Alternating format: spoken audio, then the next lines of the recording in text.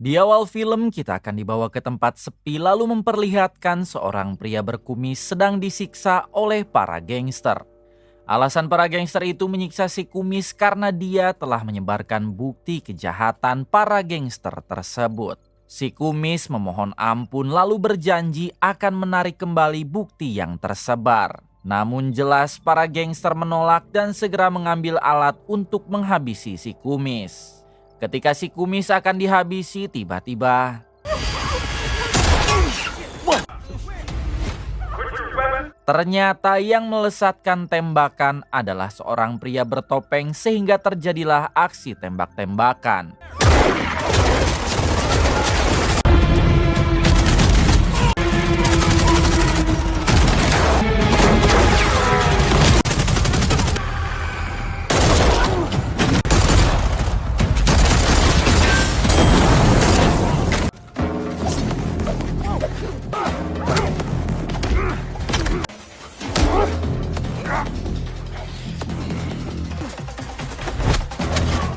Setelah si pria bertopeng berhasil meratakan para gangster, barulah kita diberitahu kalau pria ini bernama Polan yang merupakan agen rahasia. Kemudian Polan meminta si kumis agar jangan bergerak dulu lalu ia mengeluarkan senjata. Sontak si kumis menjadi syok karena ia kira Polan datang untuk menyelamatkannya dan tiba-tiba I want you to die.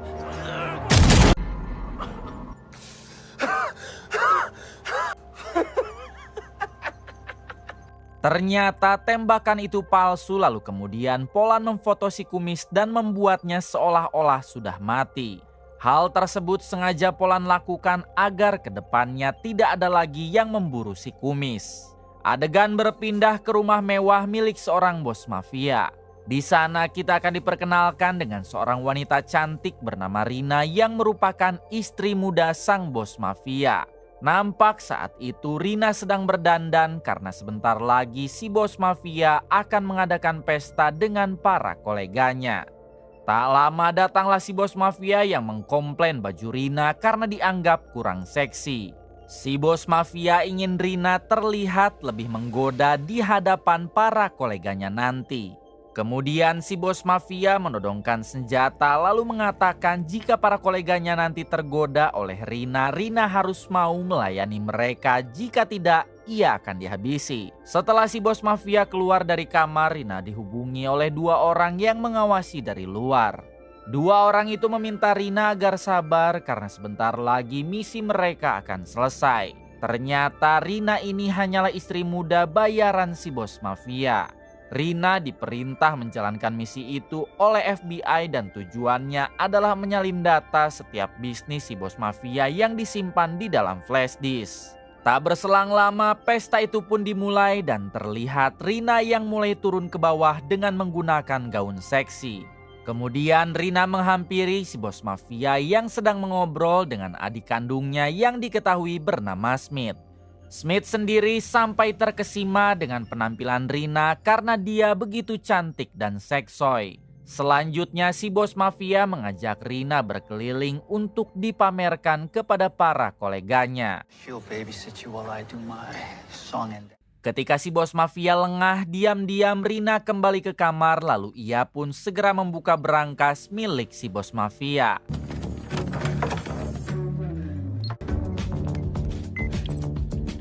Dengan cepat, Rina mengambil flash disk si bos mafia lalu menyalin semua datanya. Kemudian Rina mengirimkan secara online data tersebut kepada dua FBI yang sedari tadi menunggunya di luar. Kedua FBI itu meminta Rina agar cepat pergi karena sekarang misi sudah selesai. Akan tetapi saat Rina hendak pergi, ia berpapasan dengan si bos mafia yang masuk ke kamar. Tentu si bos mafia bertanya, sedang apa Rina di sini? Bukankah seharusnya ia di depan menemani para koleganya? Rina beralasan kalau dirinya sedikit gugup jadi harus meminum obat penenang dulu. Di waktu yang sama si bos mafia melihat berangkasnya yang sudah dibobol sehingga ia langsung menodongkan senjata kepada Rina. Si bos mafia meminta Rina agar mengembalikan apa yang telah Rina curi sambil bertanya siapa Rina sebenarnya. Namun karena Rina tidak menjawab, si bos mafia langsung menghajarnya. Ketika si bos mafia mendekat untuk menghajar lagi Rina, inilah yang terjadi. Setelah si bos mafia tewas, Rina turun ke bawah dengan berpura-pura menangis. Kemudian Rina bertemu Smith, adik si bos mafia, lalu Smith bertanya apa yang terjadi. Rina menjawab kalau si bos mafia mabuk terlalu parah sampai membuatnya terjatuh dari jendela. Rina meminta izin untuk menenangkan diri di luar karena sekarang ia begitu syok. Smith mengizinkan Rina karena awalnya ia sama sekali tidak curiga kepada Rina. Namun Smith dibuat murka saat melihat Rina pergi dijemput oleh mobil FBI. Sekarang Smith tahu kalau yang menghabisi kakaknya adalah Rina. Go, go. 1 jam kemudian Rina tiba di markas FBI. Rina mendapat ucapan terima kasih dari ketua FBI karena telah menjalankan misinya dengan baik. Kemudian ketua FBI memanggil Polan, si agen rahasia. Di sini si ketua menugaskan Polan untuk mengubah seluruh identitas Rina lalu membawanya pergi ke luar negeri. Polan juga harus melindungi Rina sampai Smith, adik si bos mafia, dan rekan-rekan yang lain berhasil ditangkap. Polan pun setuju dan ia akan mulai membawa Rina pergi besok pagi. Di waktu yang sama nampak Smith sedang melamun sendiri di hadapan peti mati si bos mafia. Lalu Smith bersumpah akan membalas dendam kepada Rina selaku orang yang telah membuat kakaknya atau si bos mafia tewas. Malam harinya kembali pada Rina dan si ketua FBI yang sedang menikmati segelas anggur di tempat mewah. Hal tersebut sengaja si ketua FBI persembahkan untuk Rina sebelum ia dibawa pergi oleh Polan besok pagi. Don't let some Fed bully spoil it for you. Tak lama datanglah Polan yang langsung membawa Rina dan si ketua FBI pergi dari sana. Selanjutnya Polan membawa Rina dan si ketua FBI ke ruangan aman lalu mengatakan kalau tempat ini telah disusupi oleh para anak buah Smith untuk memburu Rina. Tak lama kelompok Smith masuk ke dalam dengan meledakan bom asap lalu terjadilah kericuhan.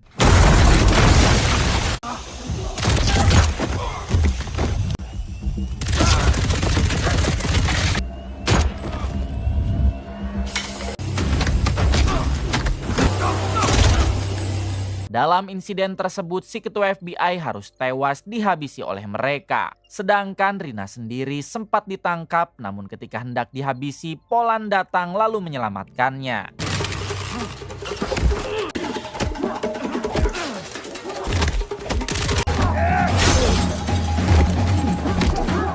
Selanjutnya, Polan membawa Rina ke atap gedung. Setibanya di sana, Polan meminta Rina agar membuka semua pakaiannya sekarang juga. Namun sayang cukup saya saja yang melihatnya. Setelah Rina berganti pakaian, Polan mengeluarkan jasad wanita dari tasnya yang wajahnya telah hancur. Polan memasangkan semua baju dan aksesoris Rina jasad tersebut lalu menjatuhkannya ke lantai bawah. Dengan begitu semua orang mengira Rina telah tewas yang padahal Rina akan ia bawa pergi ke luar negeri dengan identitas yang baru. Di tengah perjalanan Rina bertanya jasad siapakah itu dan bagaimana jika Smith tahu kalau jasad itu sebenarnya bukan Rina. Polan menjawab kalau itu adalah jasad wanita tanpa identitas yang ia beli dari rumah sakit. Polan menjamin aksinya tadi tidak akan terbongkar. Mengingat sebelumnya Polan telah mengatur tinggi badan, berat badan, DNA, dan sidik jari jasad itu sama persis dengan Rina. Sebelum pergi keluar kota, Polan juga memberikan identitas baru kepada Rina dengan nama Rahel. Akan tetapi Rina tidak ingin disebut Rahel. Singkat cerita, Rina telah Polan bawa pergi jauh ke Afrika. Kemudian Rina diberi fasilitas rumah, uang bekal, dan lain-lain. Rina juga bisa bebas pergi kemanapun di sana tanpa harus sembunyi-sembunyi. Sedangkan untuk Polan, ia akan tinggal tak jauh dari rumah Rina sampai kondisinya benar-benar aman. Adegan berpindah kepada Smith yang kini mengumpulkan beberapa anak buah seniornya. Di sini Smith menugaskan mereka agar mengutus para pembunuh bayaran lintas dunia untuk memburu Rina. Smith yakin kalau Rina belum tewas karena berita kematian kemarin pasti hanyalah manipulasi. Where is it? Beberapa hari kemudian memperlihatkan Polan yang sedang lari pagi. Tak lama ia dihubungi oleh ketua FBI baru yang mengabarkan kalau ada 2 anak buahnya akan tiba di sana siang ini. Si ketua memerintah Polan untuk menjemput mereka serta ditemani mereka menjalankan misi di sana. Siang harinya terlihat Polan yang sedang menjemput 2 anggota FBI sesuai dengan perintah si ketua sebelumnya. Ketika bertemu, Polan langsung menyapa baik mereka yang salah satunya bernama Chuchrao, ini orangnya. Setelah itu Chuchrao memberitahu kalau mereka diutus oleh ketua FBI untuk menangkap buronan dari Amerika yang kabur ke sini. Chuchrao harap Polan mau membantu mereka untuk melancarkan misinya. Dengan senang hati Polan bersedia lalu mereka segera pergi ke tempat di mana buronan itu berada.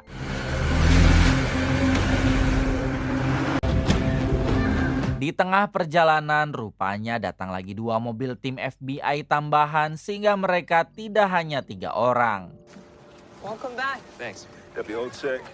Setibanya di sana mereka semua langsung masuk ke rumah si buronan dan terjadi aksi tembak-tembakan dengan para anak buah si buronan.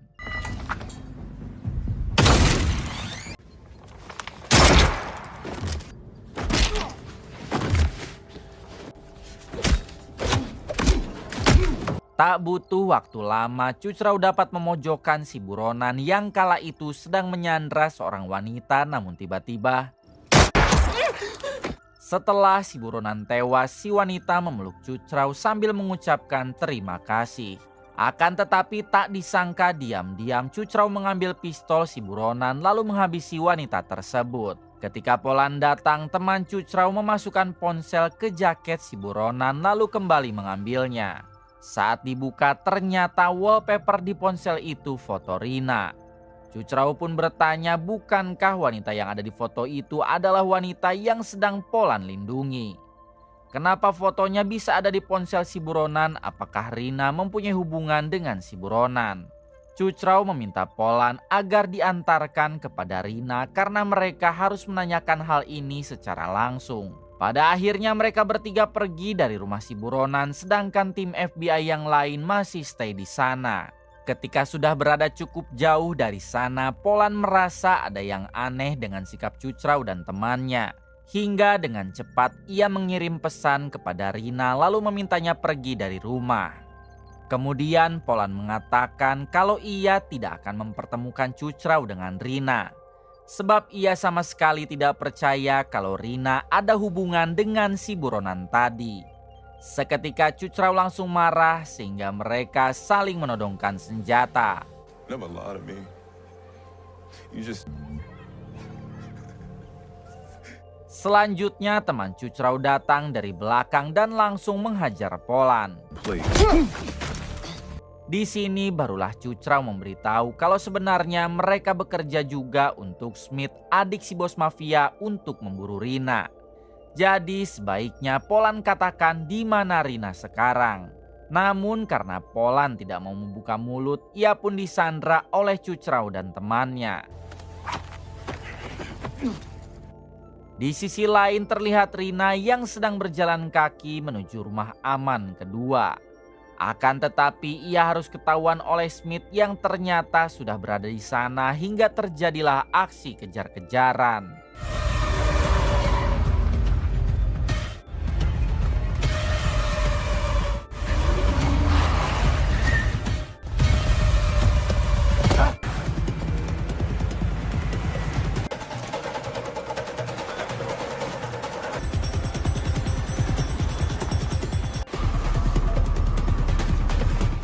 Setelah kejar-kejaran cukup lama, untungnya Rina dapat bersembunyi di sebuah gudang entah milik siapa.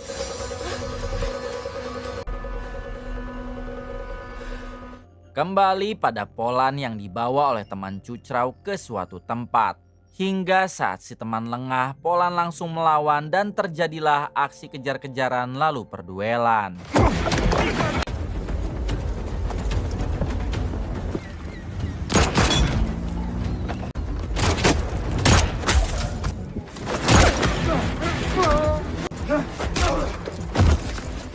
Meski dengan tangan diikat, Polan dapat mengalahkan teman Cucrau lalu pergi untuk menyelamatkan Rina.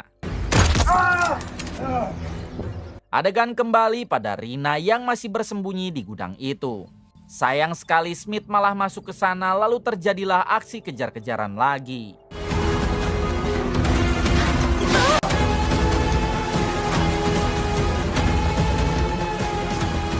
Kejar-kejaran itu berlangsung cukup lama, namun pada akhirnya Rina berhasil lolos lalu segera pergi menuju rumah aman kedua.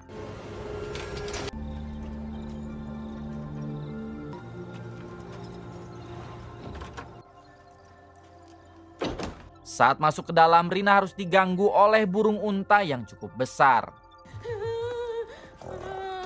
Beruntung Polan keburu datang lalu mengusir burung unta tersebut. This way. Come on. Selanjutnya Rina bertanya kepada Polan kenapa mereka bisa mengetahui keberadaan Rina. Bukankah Rina sudah dibuat seolah-olah tewas? Polan menjawab kalau ini semua karena Smith bekerja sama dengan Cucrau dari tim FBI. Jadi Cucrau tahu kalau sebenarnya Rina masih hidup dan disembunyikan oleh Polan di kota ini. Rina lanjut bertanya lantas apa yang harus mereka lakukan sekarang. Polan menjawab tak ada pilihan lain selain melawan mereka semua.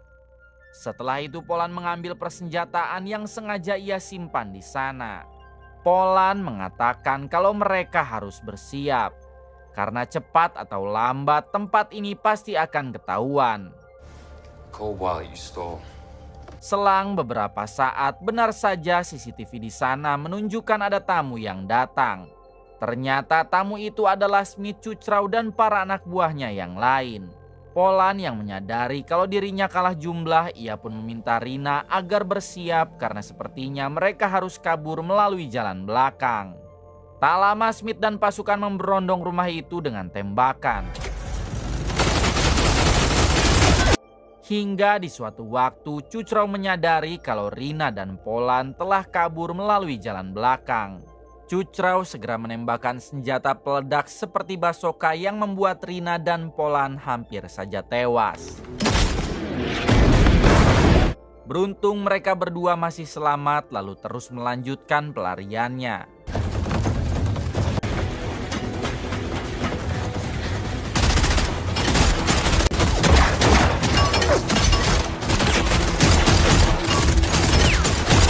Tak berselang lama, Polan dan Rina harus menyeberangi sungai yang dijaga oleh kuda Nil lapar.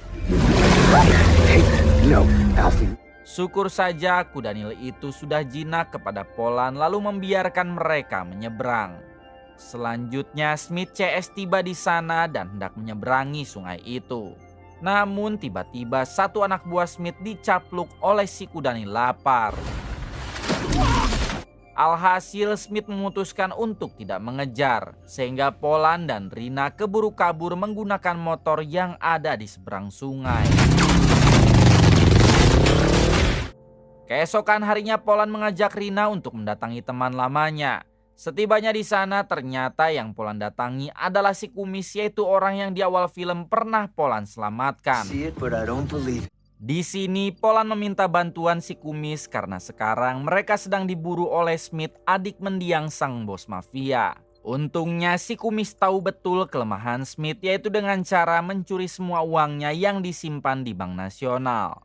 1 jam kemudian Polan dan Rina mendatangi bank tersebut lalu bertemu dengan manajer bank. So, Mr. and Ms. Tak berselang lama si manajer dihubungi oleh stafnya kalau di bawah ada 2 orang tukang cat yang mengaku diperintah oleh si manajer untuk mengecat seluruh ruangan. Si manajer yang tidak merasa mengutus tukang cat, ia pun izin sebentar untuk mengurus dulu tukang cat tersebut. Ketika bertemu ternyata tukang cat itu adalah si kumis dan temannya yang memang sengaja untuk mengalihkan perhatian. Kemudian dengan cepat Rina segera meretas laptop si manajer untuk mentransferkan semua uang Smith ke rekeningnya. Sayang sekali Smith lebih dulu memindahkan semua uangnya karena dia sudah mempunyai firasat kalau Rina dan Polan pasti melakukan hal itu. Di waktu yang sama datanglah Cucrau dan para anak buahnya ke bank tersebut. Little man. Polan yang menyadari akan hal itu, ia pun langsung membawa Rina pergi keluar dan terjadilah aksi tembak-tembakan.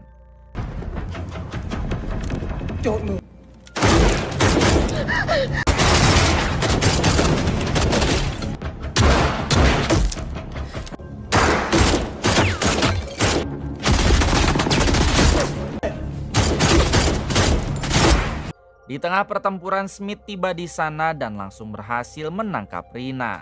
Polan berusaha mengejar, namun sayang ia harus gagal dan akhirnya Rina berhasil Smith bawa.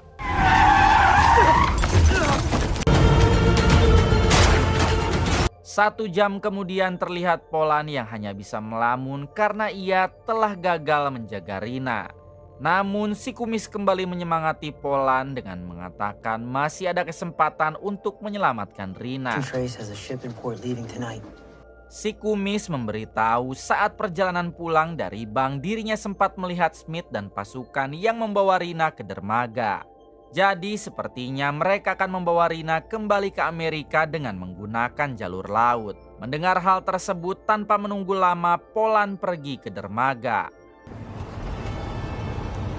Di balik itu memperlihatkan Smith dan pasukan yang memang sudah berada di dermaga untuk membawa Rina menggunakan jalur laut. Rina berusaha merayu Smith dengan meminta maaf, bahkan ia bersedia melayani Smith setiap hari asalkan dirinya dilepaskan. Namun kali ini Smith tidak termakan rayuan Rina lalu mengatakan kalau dirinya akan menghabisi Rina tepat di atas kuburan kakaknya atau sang bos mafia. Not in this lifetime. Tak berselang lama datanglah si kumis dan temannya yang berpura-pura jadi penjual makanan. Si kumis menawari para penjaga di sana, lalu inilah yang terjadi. Going to love it.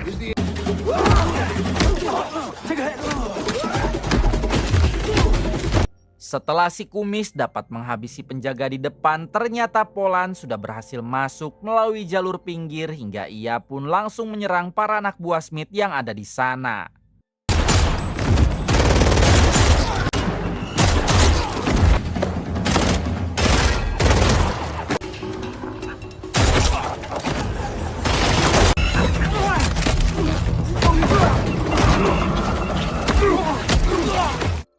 Smith yang menyadari kalau Polan telah datang, ia pun berusaha memindahkan Rina dari kontainer sebelumnya.